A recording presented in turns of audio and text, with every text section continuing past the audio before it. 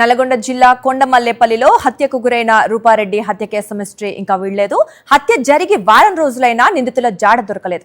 ఇప్పటి వరకు పోలీసులు దాదాపు 200 మంది అనుమానితులను విచారించారు. కొండమల్లేపల్లిలో సుమారు 900, హత్య జరిగిన ప్రాంతంలో 70 సీసీ కెమెరాలున్నాయి.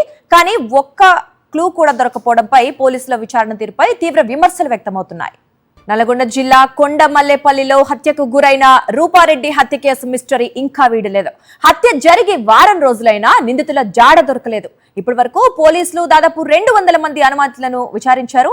కొండమల్లేపల్లిలో సుమారు 900, హత్య జరిగిన ప్రాంతంలో 70 సీసీ కెమెరాలున్నాయి. కానీ ఒక్క క్లూ కూడా దొరకపోవడంపై పోలీసుల విచారణ తీరుపై తీవ్ర విమర్శలు వ్యక్తమవుతున్నాయి. ఇక అటు పోలీసుల విచారణపై ఉన్నతాధికారులు ఆరా తీశారు. విచారణ తీరుపై ఆగ్రహం వ్యక్తం చేసినట్లుగా తెలుస్తోంది. ఇక సాంకేతికతను అందుబాటులో పెట్టుకొని కూడా వారం రోజులైనా నిందితులను పట్టుకోకపోవటం ఏంటని ప్రశ్నించినట్లు సమాచారం. సుపారీ గ్యాంగ్ పనైతే వారిపై నిఘా ఎందుకు ఉంచడం లేదని స్థానికులు ఆగ్రహం వ్యక్తం చేస్తున్నారు.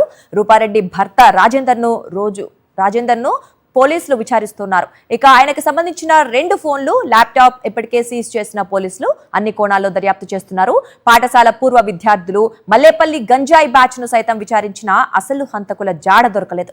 మరోవైపు అన్ని వర్గాల నుంచి విమర్శలు వ్యక్తమవుతున్నాయి. మరిన్ని అప్డేట్స్ కోసం ఛానల్ ను సబ్స్క్రైబ్ చేయండి. నోటిఫికేషన్స్ కోసం బెల్ ఐకాన్ పై క్లిక్ చేయండి.